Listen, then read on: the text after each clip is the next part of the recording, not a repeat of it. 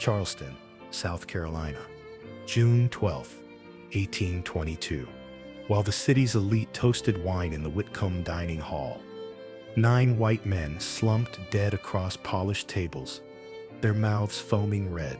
The killer was no soldier, no raider, but a slave who poured death into their glasses and stood silent as they drank.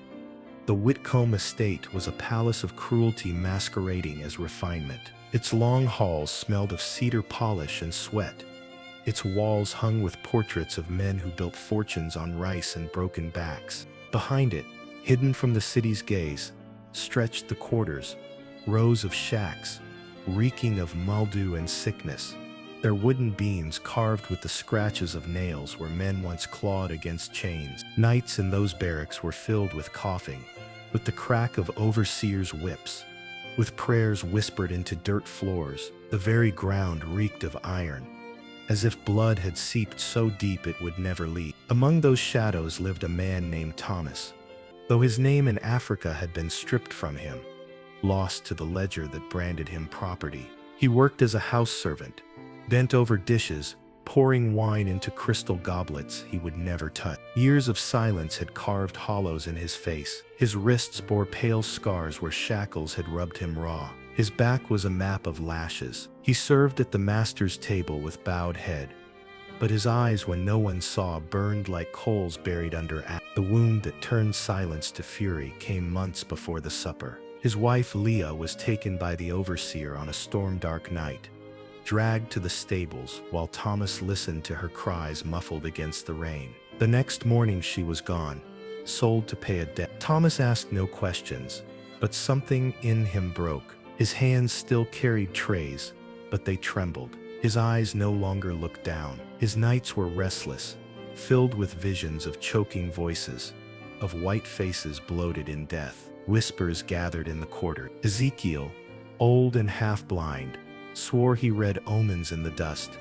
Blood will flow in Charleston. I see cups overturned. Ruth, who had lost 3 children to the rice swamps, spoke of a dream she saw fire dancing on a table, saw men collapse like felled trees. Even a boy no older than 12 muttered a prophecy. They will drink their own graves.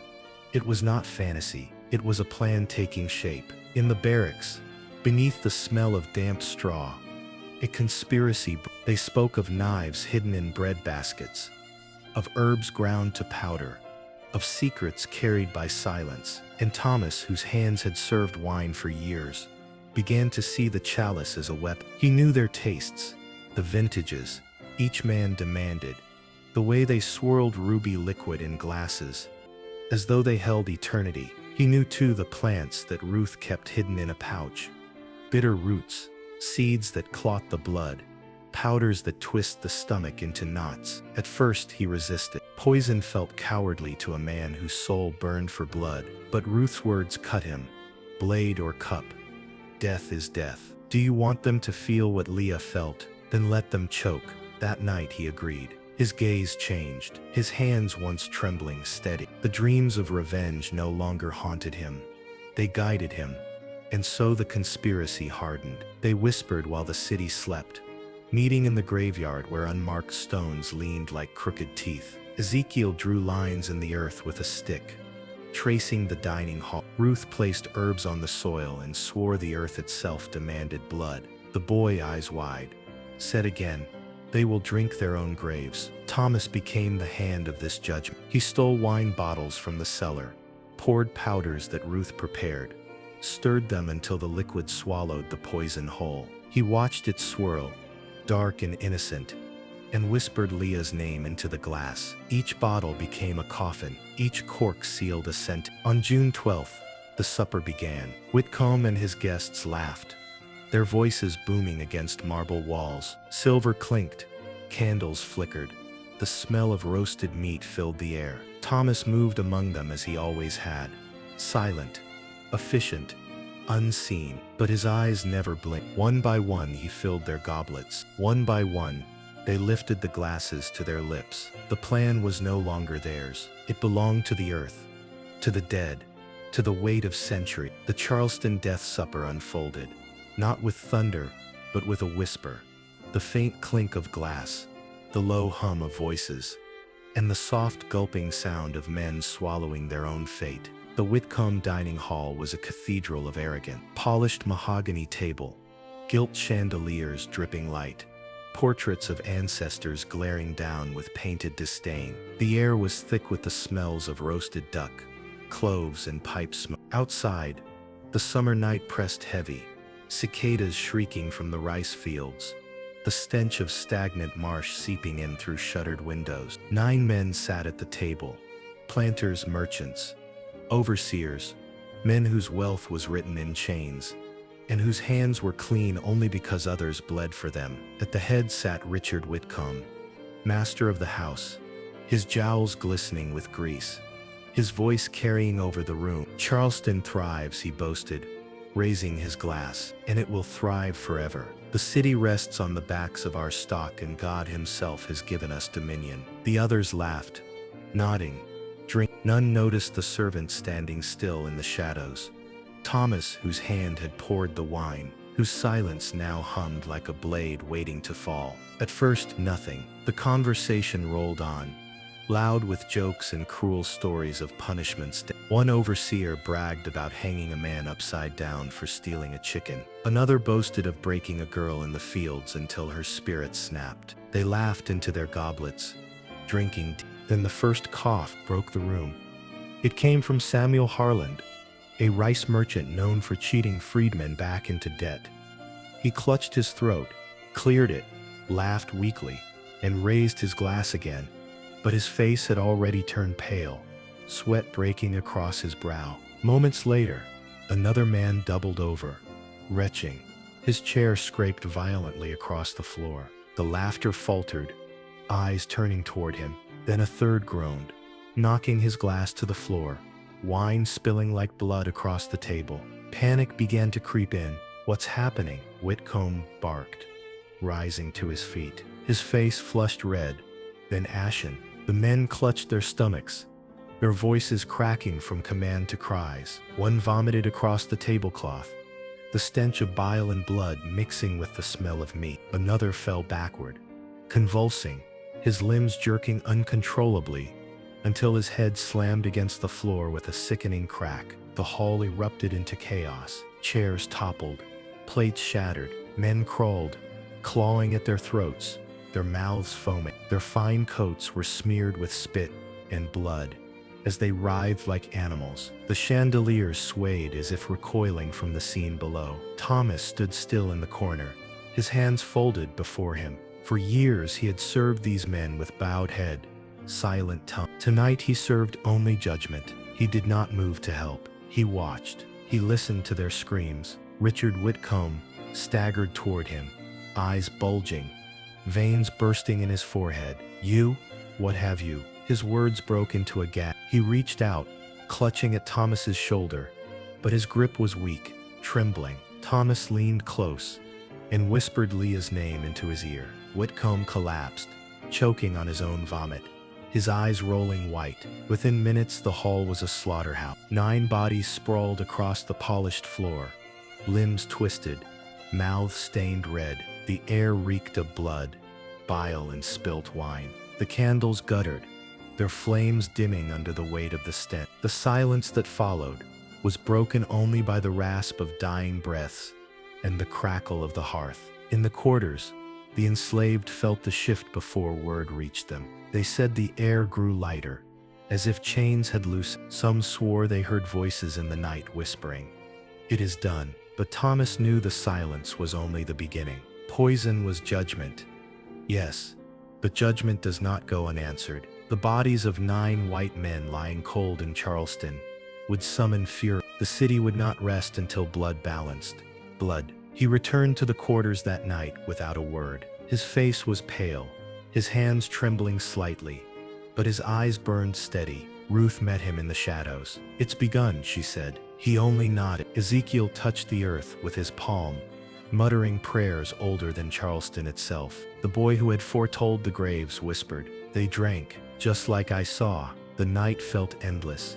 Every sound outside, the stomp of boots, the bark of dogs, tightening into dread. Yet within the barracks, among those who had suffered longest, There was a flicker of something new, not joy, not triumph, but release. For once it was the masters' bodies that lay broken, but the city would wake soon, and Charleston's fear would be merciless. By dawn, Charleston trembled with whispers. Servants carried the word first. 9 white men dead in the Whitcomb dining hall, their faces twisted, their tongues black. By mid-morning, the city's streets buzzed with fear. Merchants locked their shops early. Planters rode in from the countryside with pistols strapped to their waists. The church bells tolled not for prayer, but for alarm.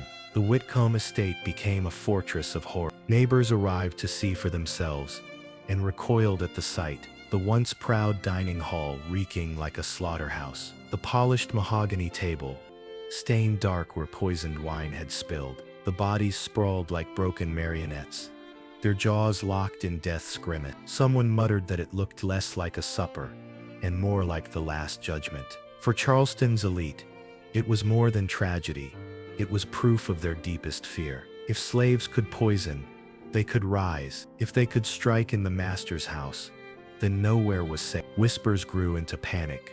The city will burn. They plan to slaughter us all. Every cough, every flicker of candlelight became a threat. The militia was called before the sun had set. Riders galloped through the streets, muskets gleaming, dogs straining on chains. They stormed into the quarters, dragging men, women, and children into the yards. Overseers beat confessions from calloused backs. Rope and iron spoke louder than words. Thomas was among those seized. They found him at dawn, still in the quarters, sitting silent as if waiting. He did not resist when chains closed around his wrists. His face was calm, but his silence enraged them more than curses would have. To the whites he looked like the devil himself, a man who could slaughter 9 with a servant's smile. They dragged him into the jail on Meeting Street, a dank stone building that stank of mildew and sweat. Inside, interrogations began. Guards shouted, struck him, demanded names. But Thomas spoke none. His lips cracked and bleeding, stayed sealed. The silence that had marked his servitude now became defiant. Others were not so fortunate. Ruth was hauled before the magistrate, her herbs displayed as evidence of witchcraft.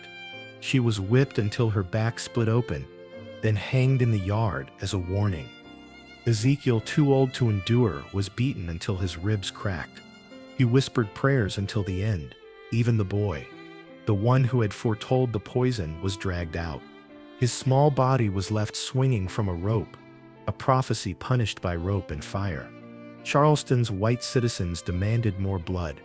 Rumors of a larger plot spread like plague. They spoke of drums in the night, of fires ready to consume the city.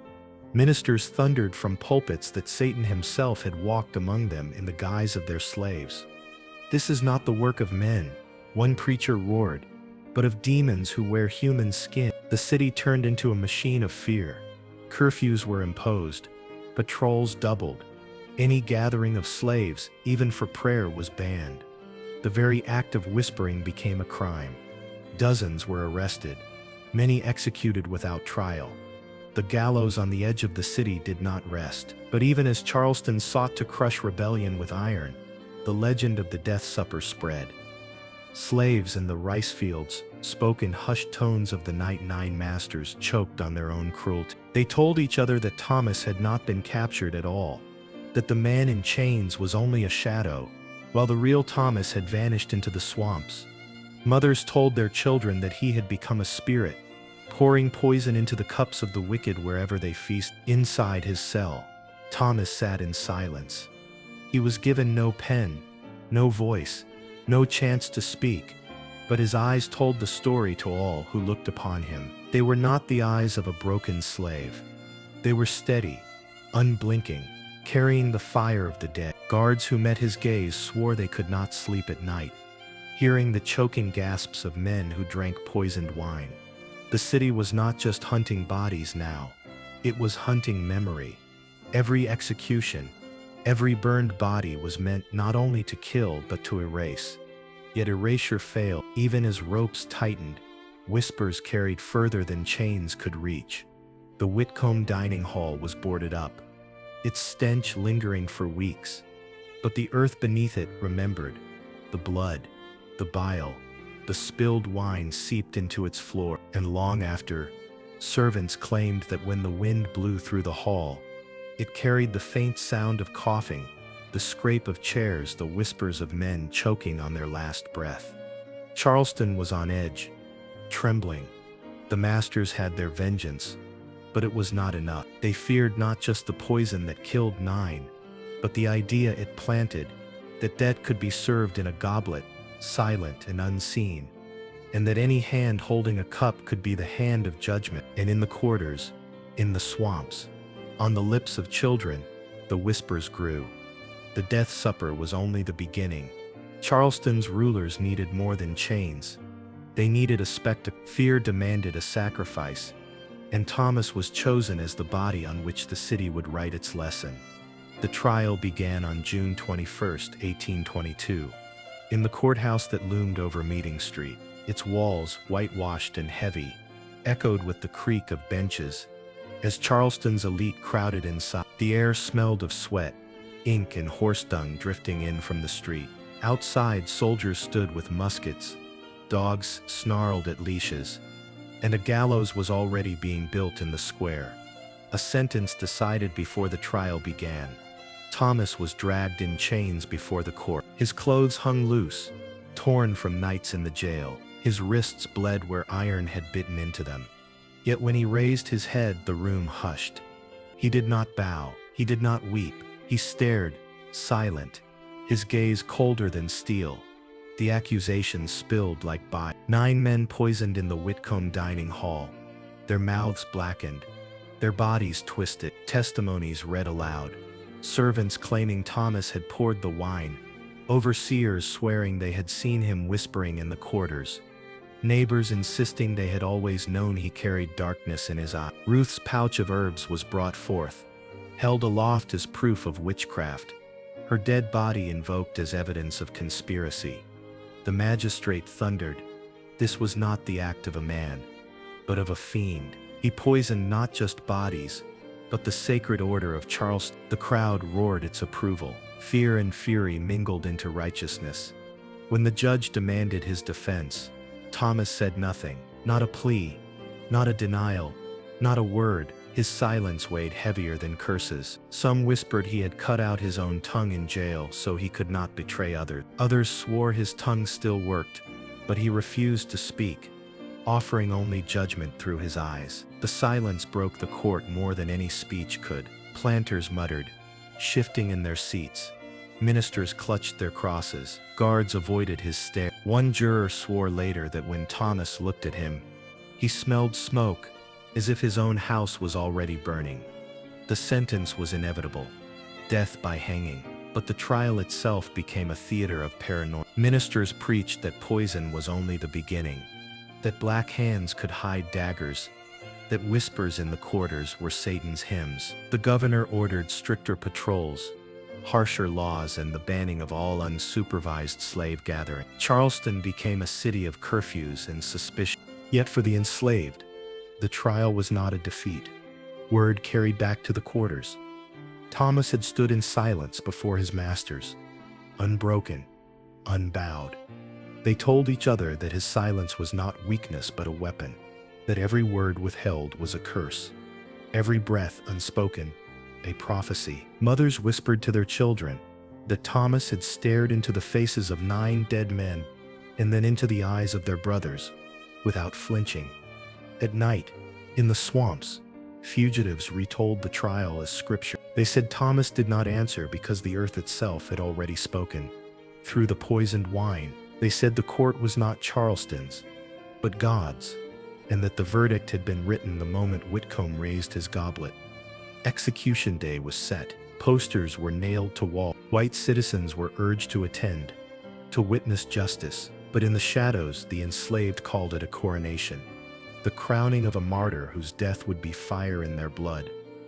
In the days leading up to the hanging, Charleston lived in terror. Planters locked their wine cellars. Families poured their bottles into the street, afraid that every drop carried death. Taverns shuddered. Priests preached sermons about vigilance. Yet still, they could not silence the story that spread the death supper had been a trial.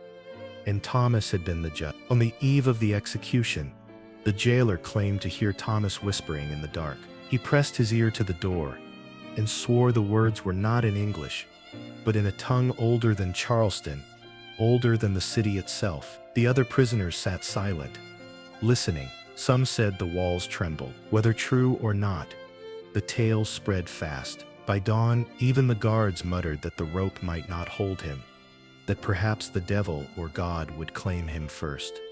But the gallows waited. Charleston gathered to watch a man die. June 28, 1822, the morning of Thomas's execution. The square outside the courthouse swelled with bodies. Planters in broad hats, merchants sweating in coats, women clutching handkerchiefs, children perched on shoulders. Soldiers ringed the gallows, muskets at the ready, bayonets flashing in the heat. The air smelled of horses, salt from the harbor, and the iron tang of fear.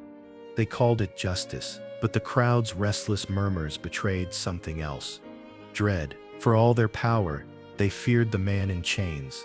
When Thomas was dragged from the jail, silence fell. He was gaunt from weeks in darkness, his wrists torn raw, his clothes stiff with dirt. Yet he walked upright. The soldiers at his sides shoved him, but he did not stumble. His eyes scanned the sea of faces, steady, unflinching. It was said later that no one who met his gaze forgot it, that it carried the weight of 9 coffins and centuries of lashings. The magistrate mounted the platform and read the sentence: guilty of murder, rebellion, and conspiracy, condemned to hang by the neck until death. His words cracked in the humid air, but Thomas gave no reply. His silence was heavier than any speech. The ministers stepped forward, thrusting a Bible into his hands, begging him to repent. He let it fall to the boards. Gasps rippled through the crowd. He rejects salvation, one cried. But the enslaved, hidden among the onlookers, murmured differently.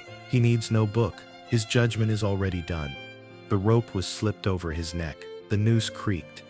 A child in the crowd began to cry, hushed quickly by her mother. Richard Whitcomb's brother, red-faced and trembling, shouted, "Let him hang slow. Let the dogs see what becomes of poisoners." His spit flew, but Thomas never turned his head. The executioner pulled the lever. The trapdoor snapped open. Thomas fell. The rope tightened. His body jerked once, then hung still, swaying slightly in the morning light. His face was calm, his eyes half closed, as though even death could not make him bow. The crowd expected convulsions, gasps, some final scream. None came. His silence followed him into the grave. The square erupted with shouts of triumph, but the sound was hollow. The planters cheered too loudly. The women crossed themselves too quickly. The children looked away. Beneath the roar lay unease, the kind that seeps deep and lingers. That night, the enslaved told the story their way. They said the rope had not killed him, that he had stepped from the platform into the sky. They said his silence had choked Charleston more than any poison, that his death was not an ending, but a seed. Mothers told their children, "Remember Thomas. He drank no wine. He poured it for them." The whites tried to erase him. His name was scratched from records, his body buried outside consecrated ground. Ministers preached sermons against him, calling him the devil's servant, but none of it mattered. In the quarters, his story grew. They said the earth shook when the rope snapped tight. They said 9 shadows followed him to the gallows, the men of the death supper, choking still. They said the rope itself blackened, as if burned from within. And when storms rolled in that summer, lightning cracking over the harbor, some swore they saw his face in the clouds, watching. The execution had been meant to end the terror. Instead, it fed it. Planters locked their wine cellars tight. Families refused to drink unless they poured their own cups. Every supper became shadowed by fear. Every glass raised carried the memory of Thomas's silent eye. For the enslaved, he became more than a man. He became a symbol. His silence was defiance. His rope was a crown. His death was not defeat, but proof that even the mightiest could choke, that even Charleston could tremble at the hand of one servant. And in the swamps, fugitives lit fires and whispered, "Thomas lives. He waits, and the death supper will be served again." They buried Thomas in an unmarked pit outside Charleston, tossing his body into the ground as if he were refuse. No prayers were spoken. No stone was placed. The city wanted him forgotten, erased from memory like spilled wine washed from a floor. But the earth did not forget. The soil drank his blood and carried his name into whispers that even the gallows could not silence. In the quarters, the legend began that very night. Women who had seen the execution told it differently than the magistrates. They said the rope had not broken him, that he stood still, steady as if death itself could not make him back. They said he did not die, but stepped beyond the rope into the air, carried away by the spirits of those 9 white men he had poisoned. Children repeated the tale by firelight. Thomas had not been hanged.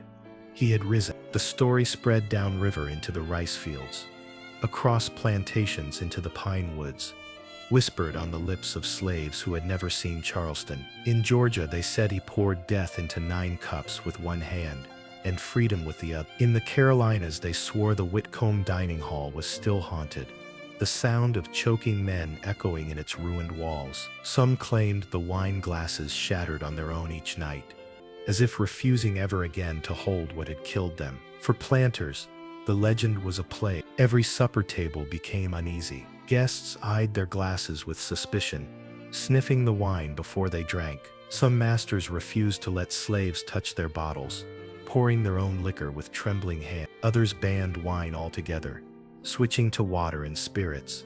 But even then they watched their cups as if death swam in every drop. Their power had always rested on certainty. Certainty that they could eat, drink, laugh, and command without fear. Thomas had poisoned that certainty forever. In the swamps, fugitives took his name as a weapon. They whispered it before raids, scrawled it on bark, spoke it in chants before setting fire to cane fields. Thomas became not just a man but a curse, shouted at overseers, muttered as prayer, invoked as promise. If a planter fell from his horse and broke his neck, they said Thomas had pulled the reins. If a barn burned in the night, they said Thomas had struck the match. The ministers raged from their pulpit. They called him Satan's child, warned their congregations that the devil himself now stalked Charleston in the guise of a slave. They thundered that the only defense was obedience, stricter chains, harsher laws, but their fear betrayed them. They built higher fences, locked their doors, kept pistols under their pillows. Thomas's silence at the gallows echoed louder than any sermon. Years passed, but the legend grew. Mothers rocked their children and whispered, "Sleep now, or Thomas will come for the master." Old men pointed to the fields at dusk and swore they saw his shadow, walking among the rows. Some said he appeared at rivers, his reflection rippling in the water, waiting for another field. Others believed the storms that lashed Charleston each summer carried his voice low, steady, the same silence that had defied the court, now booming across the sky. When emancipation finally came decades later, freedmen remembered him. Around fires, they spoke of the death supper as one of the first cracks in the old world's walls. They said Thomas had not poisoned out of madness, but out of justice, that his silence was not fear but judgment. For them, his story was not horror but scripture, proof that the masters were mortal, that even in their own halls, surrounded by silver and song, they could be struck down by the hands they claimed to own. Today, no monument bears his name. Charleston's records list only a slave condemned, a murderer hanged, but the earth remembers. The soil of Meeting Street, where his body swung, still carries the weight of his silence. The old Whitcomb estate is gone, its halls collapsed, its dining room long since rotted. Yet those who walk the ground at night claim the air still stinks faintly of bile and sour wine. Some say if you press your ear to the earth, you can hear choking, coughing, the scrape of chairs, and always in the background, the steady breath of silence. Because Thomas of Charleston did not die with the rope, he became a whisper, a shadow, a story that outlived chains, a servant who served poison instead of obedience, a man who stood before the masters and let silence speak. The Charleston death supper was not the end. It was the beginning. And even now, 2 centuries later, when a glass is raised in the Low Country, some still remember to look twice into the dark liquid before they drink.